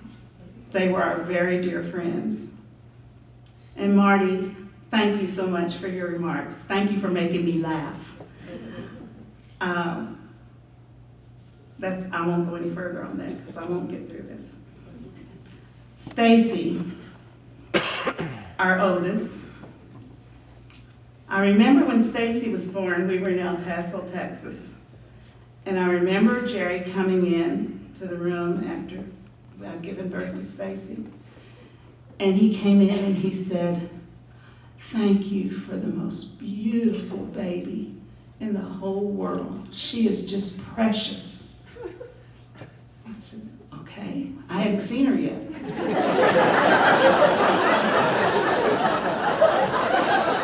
I'm expecting this fat little Gerber baby. And they brought this little tiny scrawny thing with feet like Alice's. That big, this little bitty baby with feet that big. But she has been the joy of our life. And thank you, Stacy. Melissa, our baby girl, Missy Pooh, she'll always be, was so upset that she couldn't be here this evening. And her dad and I knew that she was trying. She had never talked about it to us. And we knew in the back of our minds she was trying to be here. So we did call her this week and tell her to stay home. She can barely walk from her bed to the bathroom. And we do ask that you all keep her in your prayers. She had back surgery in July, and she's facing back surgery next Thursday for a fusion. So those of you that are praying people, just pray for Melissa Hearn next Thursday at 8 o'clock. We would appreciate your prayers for her. And Chris. You know, Jerry frequently say when people ask us how many children we had, he would say we have 2 daughters and Chris. I don't think I have to say anything more, okay? 2 daughters and Chris. Thank you, Chris, for your remarks. One of the most devastating times in my life occurred on March the 11th, 1996, when my only sibling, a sister who was 10 years younger than me, passed away at the age of 46. She left behind 2 sons, ages 13 and 15. And the only blessing that I gained from losing my sister was being allowed to have her sons become nephew sons to Jerry and me. Charles and Adrian have grown up to be very fine young men, both serving in the field of law enforcement. We're so grateful that they chose to take the right path in life and are loving, caring, productive citizens. Thank you, Charles, for being here. Big Al and the General are very proud of you. As you've heard before, Adrian lives in Florida and was unable to be with us. Special thanks to our son-in-law, Dan Masser, and our daughter-in-law, Kathy Miles, for joining us, along with our precious grandchildren, even though they've been making fun of me all night.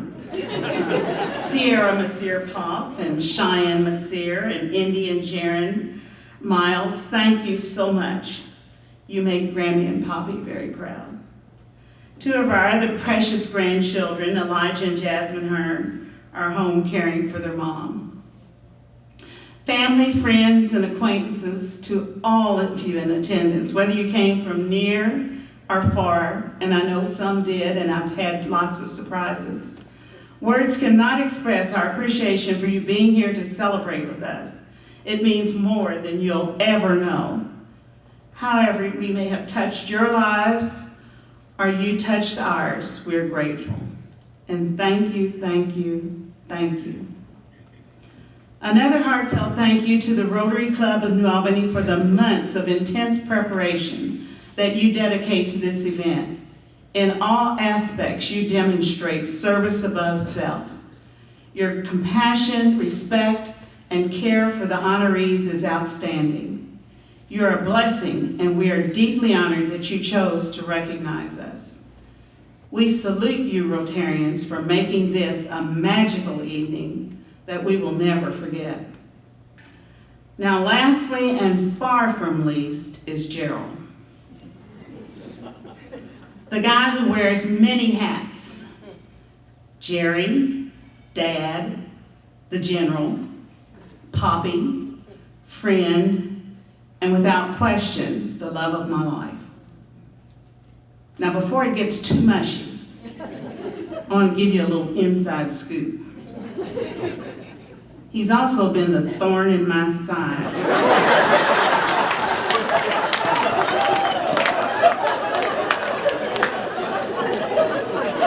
Especially when his type A personality is in overdrive, and my type B, sometimes Z personality, is in full blast. Wow, what a circus. And I'm sure if you were to ask him, he would say ditto to my being and personality, driving him completely crazy on many occasions. However, I remind him frequently that that is what keeps his life so exciting. And thanks to our keen sense of humor, unending tolerance, and abundance of unconditional love, we're like the Energizer Bunny, still clicking. Oh, Chris? Seriously, Jerry is my rock. He has always had my back. I can't say enough about the sacrifices he has made for our entire family and me. He has truly, and I say truly, set an example for our children and our grandchildren of what a husband, father, grandfather, and friend should look like. And I'm not going to look at him now. But Jerry, I am so thankful and blessed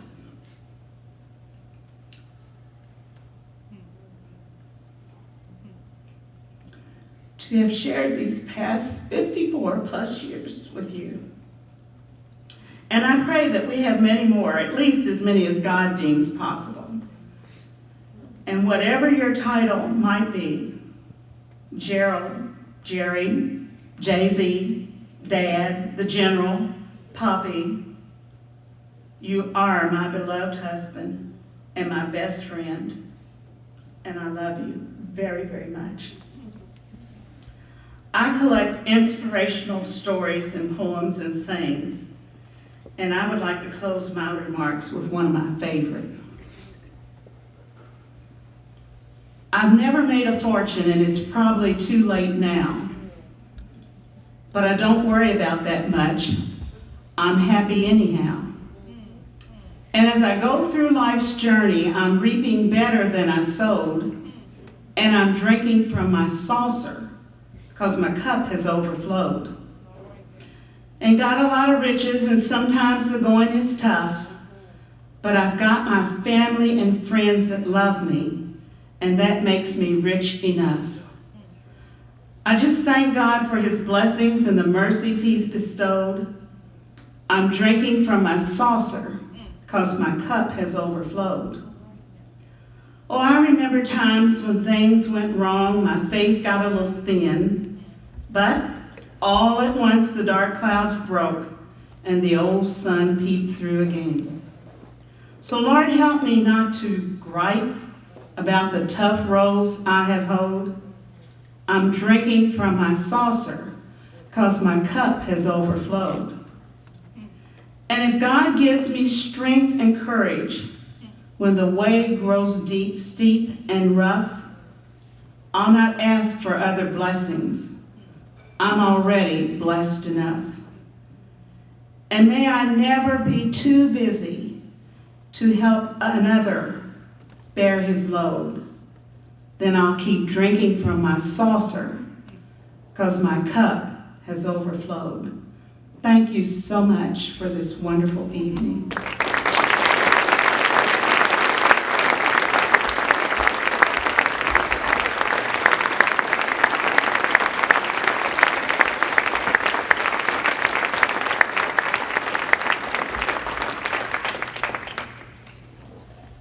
Well, good evening.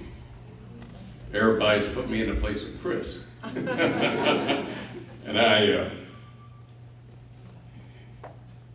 had to follow Alice. Thank you, Alice, I love you. I was hoping to be able to get through this.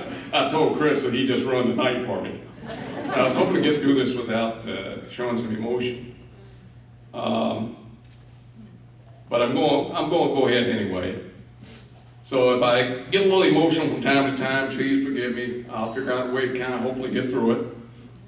But what I'd like to start off with is I would like to repeat a little bit what Olace has said. We thank you immensely from the bottom of our heart for this evening. This is somewhat overwhelming. We thank all of you for attending, whether you came from near or far. And those that came out of town, we appreciate you dearly. We thank all the sponsors and those contributors' friends, all listed in the program and previously announced. We especially thank Baptist Health, Floyd, and Baptist Health Systems for being the presenting sponsor. Baptist Health Floyd and I have a long relationship. I worked as a lab technician from 1966 to 1970, full-time while attending IUS in the evenings, and weekends and anytime I was available while attending IU in Bloomington. I have served on the foundation board for 6 years, and I am completing my 11th year on the board of trustees. President Fran and the members of the Rotary Club of New Albany, we especially thank you for the honor and your willingness to step outside the box and honor us both at the same time. Olace and I have a long history together. We celebrated our 54th wedding anniversary on August 24th, 2017.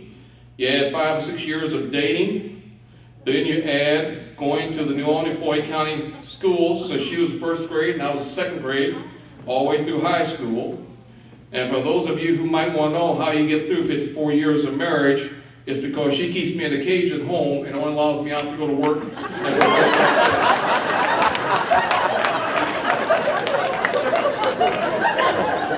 We thank our toasters. Kerry Steemler, you're special. And I've enjoyed knowing and working with you on behalf of our community and watching you give so much back. Marty, you and all the Chalfont family are part of our family. We have a special bond with Harriet and Joe, and I think among our families we know what that means. A couple of interesting things is that the first time that we were invited to the Chalfonts for dinner, Olace and I turned on Trimingham and all the lights were out.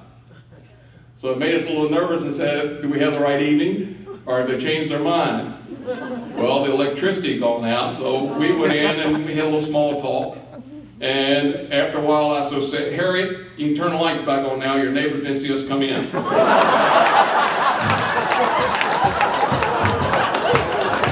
that started this unbelievable journey and relationship and bond. The other thing they talked about really having two moms. Our kids called Harriet 2 for Mom 2. And really, they would like for us to be in their stuff when they made a mistake than Harriet.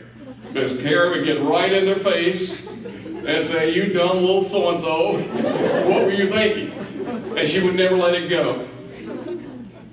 We had great memories. And the good thing about it was that we were with them when they passed on and went to the great beyond. That is true friendship and not a chance everyone gets to enjoy. Thanks, Marty, for sharing the remarks and sharing those memories. To Stacy, Melissa, and Chris, all our love and thanks. Reverend Olace Evans, thank you for invocation, and you and your lovely wife, Reverend Brenda, for your friendship. Jerry Finn, what can I say? You always do a fabulous job. Thank you. Thanks to Jamie Abersole. I see him sitting back there, I'm delighted he is. We all know that Jamie plays at a lot of different events, but this one is special tonight. Because Jamie and I were high school classmates and knew one another in high school.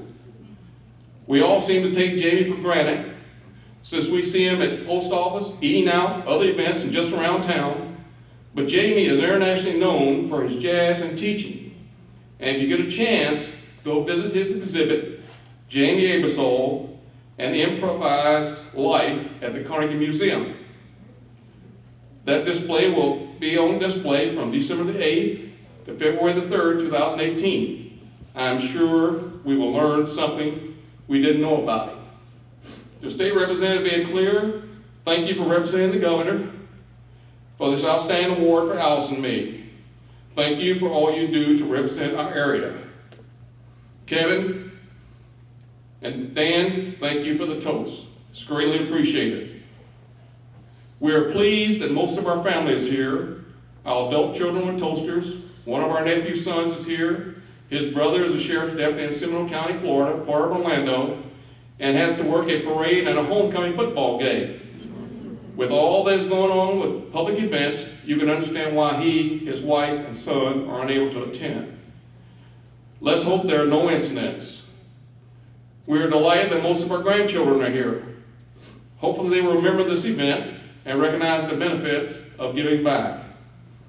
Our daughter Melissa, as we've stated, is unable to attend because of serious back pain, and she's going to have surgery next Thursday night. Her children decided to stay with her so she would not be alone. We're proud of our children and nephew sons. All are giving back in some way, and all are working with youth. We have a teacher, a member of CASA, which is an advocate for children in our court system, a youth coach, a deputy sheriff that is a correction officer and has been a probation officer, and a deputy sheriff that is a high school resource officer. Alice and I are honored to join this list of esteemed honorees. We have been fortunate to have interacted with each and every one in some way over the years. I had the opportunity to be a toaster in 2008 for my friend Jim Robinson. Although we are being honored and are touched and humbled, I hope you understand when I say that this is really not about us, but about those two fine organizations that provide outstanding services to the citizens of our community. The Indiana Center for Women and Families, which provides crisis response, emergency shelter, sexual assault services, advocacy support, housing, and children's services, and is a safe haven for women and their children trying to escape in abusive situations. We have seen on more than one occasion a mother with her children on Charleston Road heading to the center. And to Brandon's house, which provides counseling services to teens. We all know that there are a tremendous number of challenges for our teens, and for them to have them and their families to be able to have a service, this is outstanding. Both of these agencies provide the service free to those in need. Please take time to read about them in the program or go to their website. We have been blessed that parts of our story has been told in two separate venues. On August the 15th, 2017, in the News and Tribune, and this evening in the program for this event. All this is flattering and humbling. We have only set out to be of service to others, and hopefully in a small way have made our community a better place to live, work, and play. I will give you a little bit of our additional history and story. First, I am very fortunate to physically be here. I grew up at 47th East 18th Street, one door in a small street from the railroad tracks, about a block and a half from the city dump. In those days, there was no landfill, and that is now part of the Greenway, and about 2 blocks from the banks of the Mighty Ohio River. In the early days, there was no flood wall to contain the floodwaters. Although the 1937 flood was the most devastating, there were other floods that caused havoc. A flood occurred when I was about 4 1/2 or 5 that came up next to the next door neighbor's yard. Their yard was about 6 feet above the street. Our yard was about 4 feet above theirs. These folks operated a grocery store. The flood water was right at the bank and almost in their yard. 3 of my playmates, 2 Caucasians and 1 African American, decided to throw things in the flooded river. My mother had told me not to go outside the yard and not near the flood water. Peer pressure got the best. I joined my playmates. I had a broom in my hand, which I laid down on the ground. For whatever reason, one of my playmates picked it up and was trying to fish a log or something out of the river to throw back in. I reached for the broom, and the bank gave way, and I was in the Mighty Ohio River. My playmates panicked, ran home, didn't say a word to anyone for a while. They didn't tell my mother, which was probably a good thing, because she would have probably jumped in, we both would have perished. A gentleman who lived up the street heard my cry for help. He came rushing around the side of the house, having to step in a little flood water, and used my broom to save me. He took me in the house to my mother, who nearly fainted when she heard what happened. What was interesting is that he rarely came to the grocery store. I didn't get punished at this time. My parents finally told their parents, who came running to see if I was all right. I wasn't in the water long. I don't believe I went under because I didn't have any water in my mouth or lungs. Now, to say the least, this was the last time I allowed peer pressure to sway my decision. Fortunately, I had not moved very far in the river, because if you've seen the current, you know that you can quickly be lost. A short sidebar to this is that you all know there's a Dawson on 311 across Miami Tech. A few short years ago, I stopped to get a quick bite to eat. On this day, as I was leaving, I noticed a gentleman that looked familiar. I didn't say anything.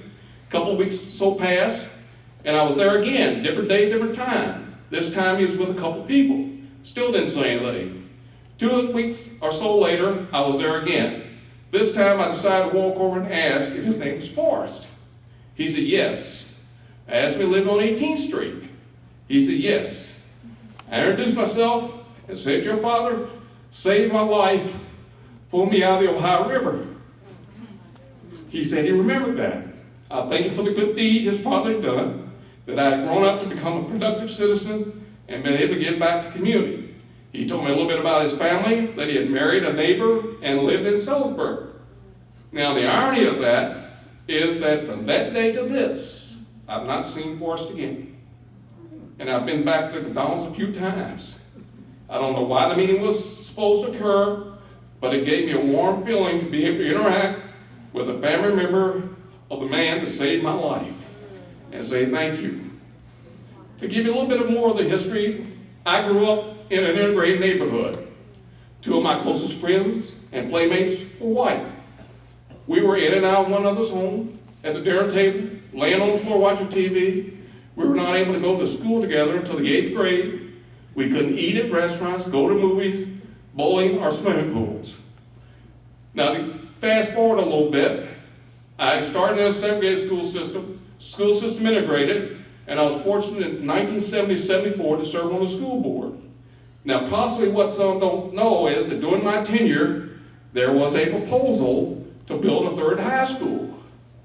It was moving toward an agenda item when the publisher and editor of the New Orleans Tribune, now the News and Tribune, Bob Rossi, said that the numbers that had been presented were out of date and New Orleans' population would not grow, but probably decline slightly.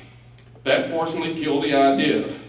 If we built a 3rd high school, I'm sure a board at some time would have been looking at a decision to close one of those schools. So fortunately, we didn't make that mistake. For those of you who may not know, that New Albany was designated an All-American City in 1968 by the National Civic League. That program was started in 1949 and I believe still exists today. I was fortunate to be a member of the group that went to New Orleans, Louisiana, to present our story. We highlighted the Human Rights Commission, integration of the police and fire departments, integration and quality of our schools, establishing an industrial foundation which could buy land to support commercial and industrial development. I also had a great opportunity to be on the board of Robinson Nugent. Jim Robinson and I served on the school board together, and one night after a meeting, Jim asked me to serve on the RN board. This was a company that was started in a garage by James Pop Robinson and his 2 young sons, Sam and Jim, not yet teenagers, known as Robinson Machine Works. The company merged with Nugent Electronics, which became Robinson Nugent Inc. This company designed, manufactured, and marketed electronic devices used in internet components of electronic systems. Their products were used in servers, routers, mass storage devices, mainframe computers, personal computers, CAD systems, printers, and so forth. The company became a publicly traded company.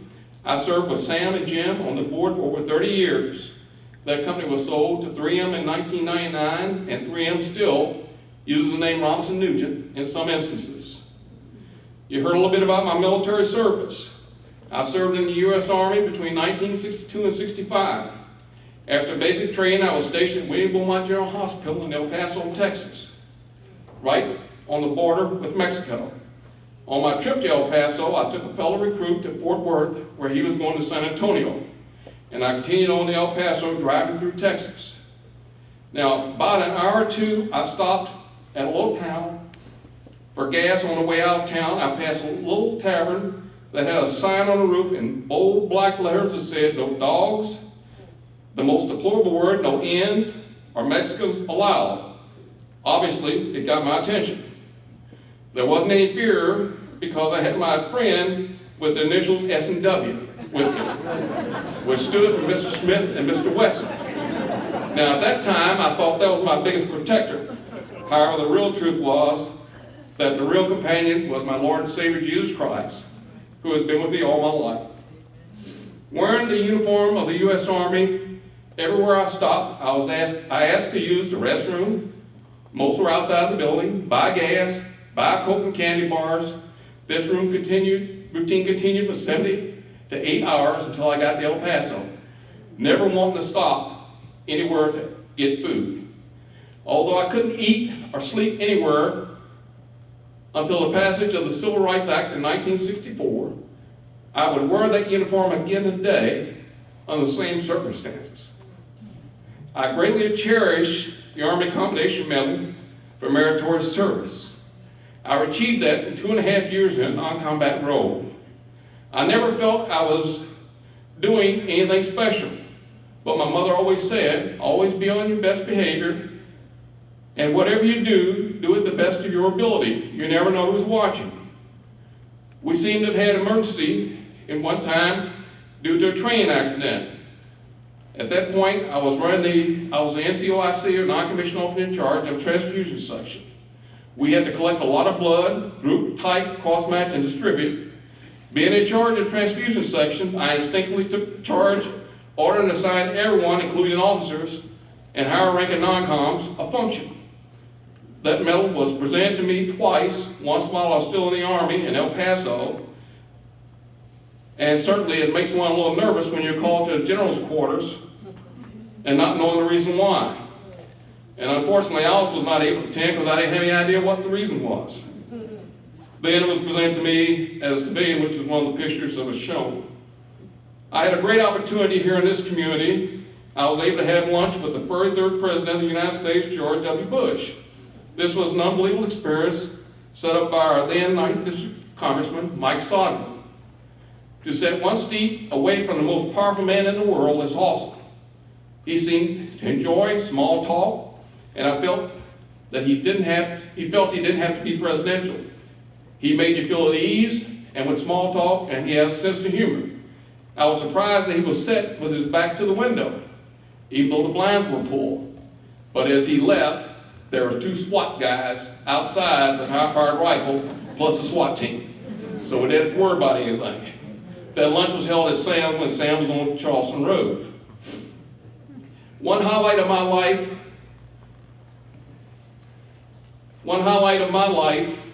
was in October 2015 when presiding elder Olace Evans, as pastor of our church, Joseph Moray Messiah Church, asked me to deliver a message on Laity Sunday. The text was 1 Peter chapter 4, verse 9 to 11. The title was Proving Faithful to Our Lord. And until I really reviewed this, I didn't know how fitting it was for some of the things that have been said, some of the things we've done. Verse 9 says, offer hospitality to one another without grumbling. Verse 10 says, each one should use whatever gift he has received to serve others faithfully, administering God's grace in its various forms. Verse 11 says, if anyone speaks, he should do it as one speaking the very words of God. If anyone serves, he should do it with the strength God provides, so that in all things God may be praised through Jesus Christ. I will close with a poem, but before I do that, I will create a little transparency. I think most everyone in here has always wondered what that middle name Z stands for.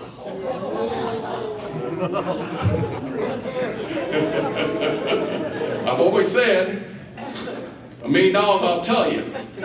It's been a conversation piece and an icebreaker. That name is actually a biblical name. It stands for Zebedee. And I've only seen it 2 other times. One was by William Zeb Longus. There's an American Legion post up on 150. And I worked with Zeb at Kroger. He was a meat cutter. and the other is a basketball player that played for Michigan State. They used the full name Zebedee. So my mother, grandmother, and her friend gave me that name. It's not a name I've been ashamed of. It's not a name I've been embarrassed by. I've used it as leverage to create conversation. But now you can call me anything you want to call me. You go Jerrol, Jerry, Zeb, Zebedee, whatever. So I figured before I leave this earth, I should let people know what that middle initial stands for. Now I close with a poem that to me, with all the strife, turmoil, balance, and negative rhetoric, I think it is appropriate today. Although some things seem to change, there are some things that don't change at all. The name of the poem is I Ask God Why. This was written by Emily I. Hughes Jolly in May of 2011. To give you a little idea of who she was a 50-year-old woman who had gone through a lot of trials and tribulations in her life. The most devastating event that ever had to deal with was the murder of her one and only son in 2007. The event changed her life, her perspective, and her focus. It made her realize just how blessed her life had been, even when she did not think it was. It made her understand the importance of her relationship with God and her family. And the poet reads as such: I ask God why. I watch the sun rise in this why. I watch the sun rise in the sky. I ask God the question why. Why is there hatred in the world? Why are there starving boys and girls? Why is there addiction everywhere? Why are these people not willing to share? Why is there prejudice and fear? Why are there people not willing to be near? I say, God, please tell me why. Then he whispers me a simple reply. You must experience bad to know the good. You must do right just as you know you should. You must love me, yourself, and everyone. You must spread hope, faith, and love until life is done. You must do unto others as you want them to do to you. You must preserve in all you do. All these things you must embrace, and God assures everything else will fall in place. Thank you so much. Peace, love, and God bless.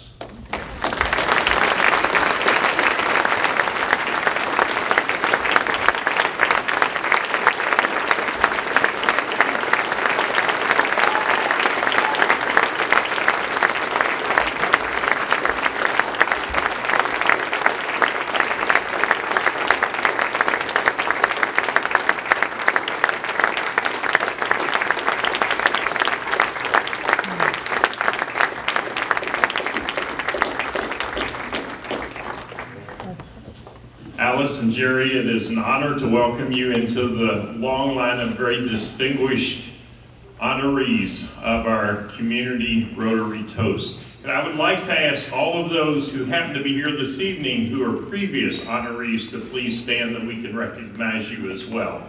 All past honorees, please stand.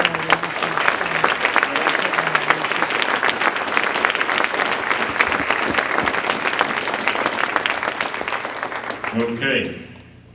As Jerry and Alice both mentioned, we're so grateful to all of our sponsors, and in appreciation for our gold sponsors, we would like to offer you a commemorative bottle of wine, and those will be brought to the tables by our Rotary Toast Committee.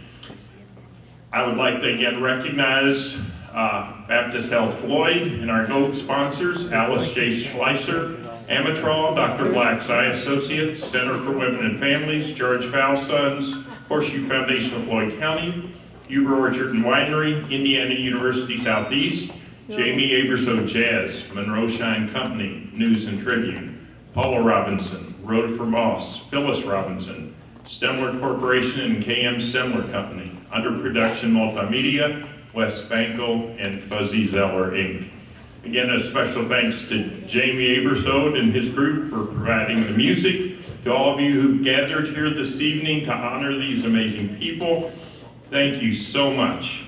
And thank you for your support of Rotary and all that we do to make a difference in our community. Family members, if you would, please come up to the stage, or at least you're in front of it. Don't run off. We want pictures of each of you. Our celebration is complete. Feel free to stay, have a drink, socialize with each other, but most of all, thank you for coming and have a safe journey home.